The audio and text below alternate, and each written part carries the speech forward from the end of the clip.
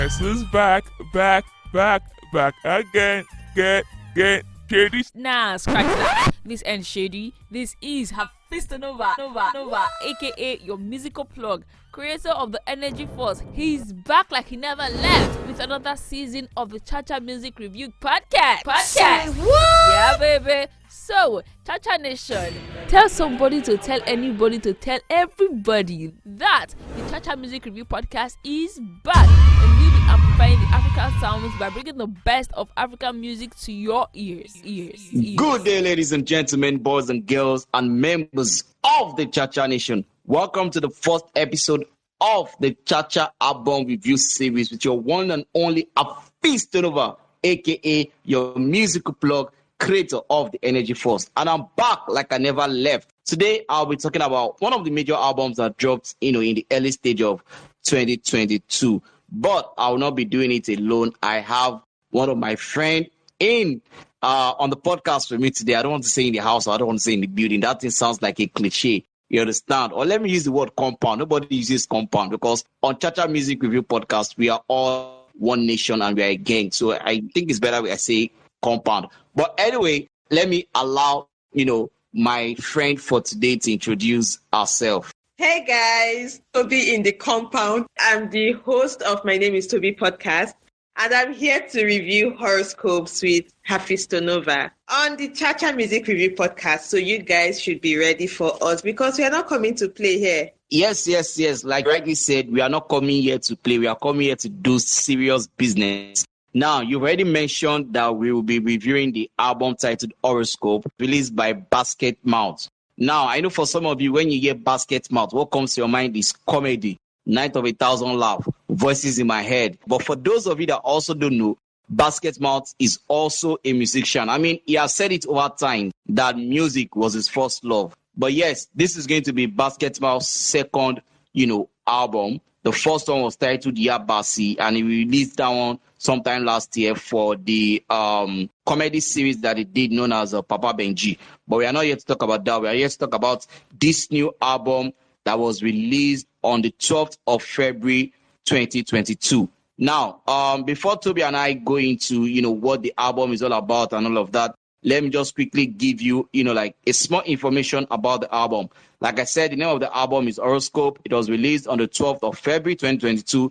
The album features superstars. I mean, mega superstars. People like Tubaba, Wande, Illbliss, the Cavemen, Drille, Buju, Blackbonez, Reekado, Falz, Peruzzi, Oxlade, Simi, Dremo, Magnito, Efya, and Kwabena. Those are the people that featured on the album. And the album was solely produced by Duktor Sett. Toby, what was your first impression when you listened to this album? I was speechless. I didn't have what to say all through until the end. When it ended, I was like, what? It was so short. Like, how come it has ended? That was just it. That was also the first impression I had. I mean, yeah, it had just 9 tracks, but each track did not go beyond, 2 minutes and 50-something seconds. So, but that is it. The first impression of the album was, why is it so short? I mean, is that the whole song? What happened? Did I skip any song or what was the problem? Talking about skipping songs, Toby, tell me, what is your take on the album? Tell me everything about the album from your own perspective.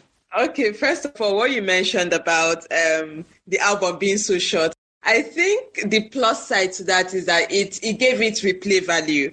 So when you're like, oh, this thing is over, but then you want more, you have to go and play it again and again and over again. And before you know it, everything in your head is all the songs in Basketmouth's album. And I think he did a brilliant job with that. And why I was even more surprised was that when Yabasi dropped, Yabasi was the first album. And we're like, Basketmouth is toasting. He has album. Okay, let's listen. We're like, oh, not bad. In fact, it was actually good. But now listening to Horoscopes is like, wait, what? This is even better. What's happening? I had to go back and listen to Yabasi again and then come back and listen to Horoscopes. I'm like, nobody ups their games the way Basketmouth does his. Like, I don't even know what he did. And I think the album was well thought out. You could tell that Basketmouth is this person that has very small circle, He doesn't bring too much people. Like, if you notice, Duktor Sett was the only one that produced the album. He could have gone to different producers, but it's like, I just want a small group of people to do a very good job. And they delivered, like they understood the assignment.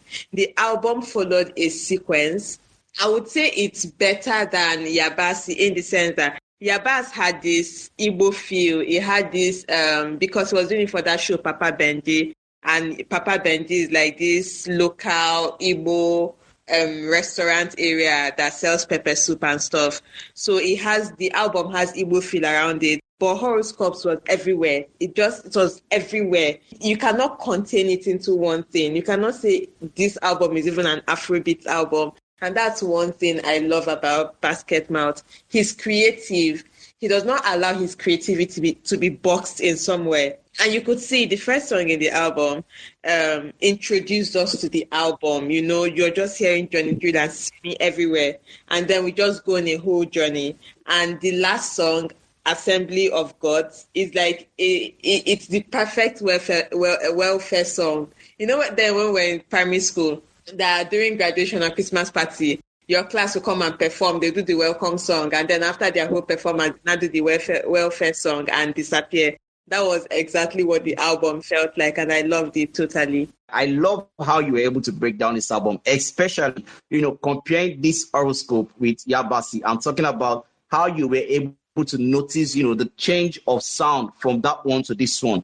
The album has an element of jazz. It has an element of Afrobeat. It has an element of high life. It has this, smooth feeling. The bass line of the album is majorly Afro jazz. You could hear a lot of jazz elements and a lot of high life elements. That's why it was hard for you to say you can't really place this as an Afrobeat album because it doesn't really have every element, of that Afrobeat album. It was just a kind of song that before you know it, you're already moving your body, grooving to it slowly and slowly and slowly and slowly. And you rightly spoke about the first album and you rightly spoke about, the first track and the last track, which is Assembly of God. I'm never going to lie to you. That song is a good song, but I felt like that was not the song that was supposed to contain all of those artists. I mean, you called it the Assemblies of God, and you already had people like Tubaba, people like Wande, people like Johnny Jew.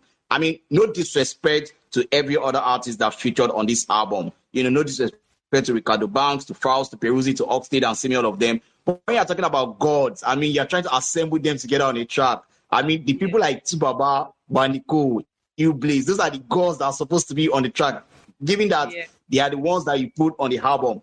But all that aside, I mean, the Cavemen, Falz, Magnito, Dremo. I mean, I was so impressed with the way Dremo came in on the song, and of course, you already know Magnito now. The doll. But for me, my perfect song, or should I say, my favorite song on this album, has to be track 5, which features Oxlade and Efya, Money. I mean, man, Oxlade really, really, really eats that song hard. Just like the way he was eating it in his sex tape, he really eats this song hard. I didn't want to go there, but man, I mean, that song, for me, that's my best song on the album. I'm not even going to lie. What's your own best song on the album? Before I comment on my best song, I agree with you because like the Oxlade did amazing on that. Like he bodied the song. I was glad he was not paired with a rapper, so it allowed him do his magic on the song and own it, and I loved it. But my favorite song on this on the album, now that is tough because I have lots of favorites, but I have to choose one. Is Selowi with Peruzzi. No. Now that song is crazy. It is. But don't you feel like given the beat of that song? I mean, no disrespect to Peruzzi. Peruzzi murdered the song totally. But don't you feel like if you had a Wande on the beat of that song, like a Wande, because I listened to the Wande track, which is track 3, which is titled Listening, and Wande, yes, I mean, it's King Code. It will always come through. But I felt like if you are giving Wande that Peruzzi song, that would have just been like a total murder. Nobody will listen to any other song except from that song that Wande sang. Like, I felt like that was the kind of Wande beats. Yeah, I agree that Wande Cole's song was not the perfect one for him.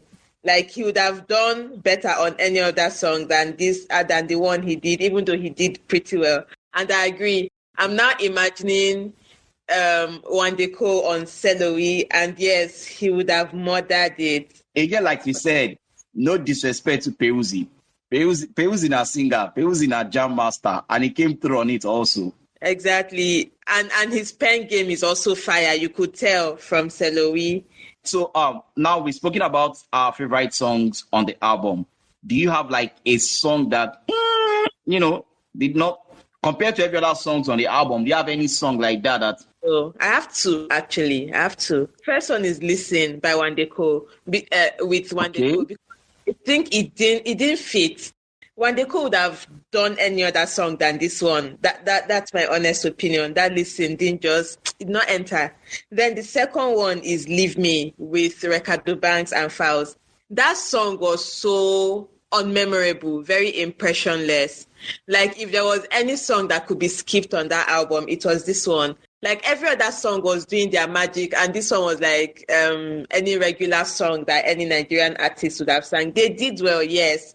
And it's I don't know if it's the beat that was too ordinary, but I just felt, in fact, it was not until today that I was like, oh, I'm recording this podcast with Hafeestonova, let me go and find out the name of this song, because others, Love and Life, will be like, oh my god, this song. Then Celoe will come up, I'm like, yeah, Peruzzi wants to kill me. And then Assembly of the Gods, I'm like, yo, these guys. I would not even notice when Leave Me would come and go, because I'm like, yo, it's very unimpressionless. But it's one of those songs that it will grow on you.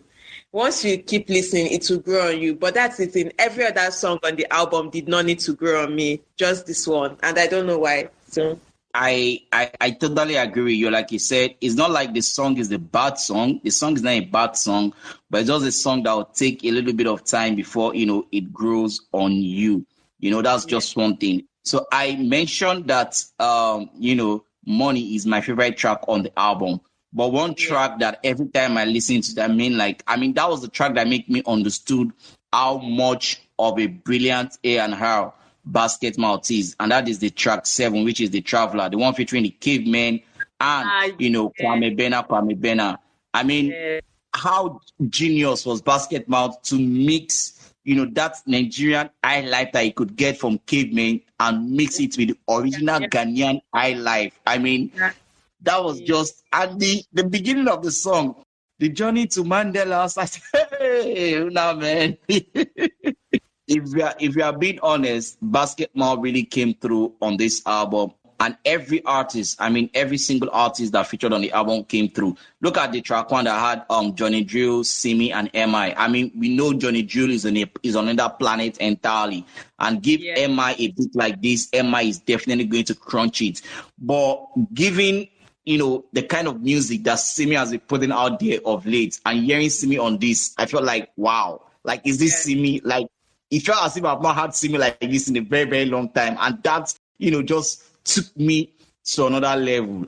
All in all, from my own end, this is a very good album coming from Basketmouth. You guys should try and check it out and make sure you add it to your playlist. So, Toby, if you are going to rate the album over 10, what is going to be your rating? It's going to be 9 over 10. Wow, you're very generous. So, if I am going to rate the album, because like I rightly said, I mentioned, like, we both talk about the song that Wande Cole did. I feel like Wande Cole could have done more, He could have done more. And from the backstory, from what I heard, I don't know how true this is, but I heard that, Wande Cole did up to about 10 verses on this song.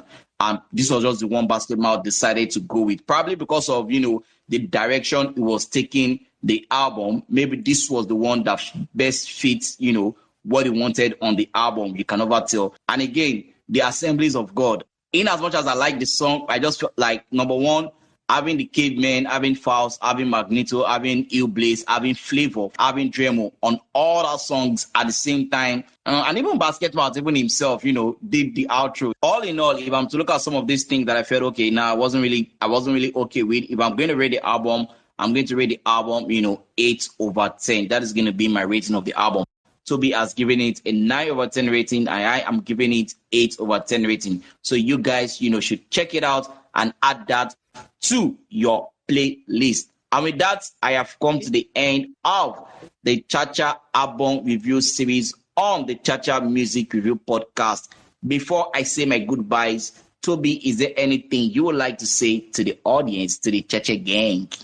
I'm going to say definitely check out the album. It's not even try. Like Hafeestonova said, try and don't try. Definitely go and listen to the album and come back. I double dare you to play the album just once. Like you cannot. You would play it up to 5 times before you decide, okay, maybe I want to rest more and continue later. So yeah, that's all I have to say. Till I come your way with another album review series, my name will always remain Hafeestonova, aka your musical plug, creator of the Energy Force. Remember, let the energy be positive. Keep it 100. Peace out. Cha-cha time, 2 time for the Cha-Cha gang. Give me the Cha-Cha gang. Rockin' with the best, the Cha-Cha gang.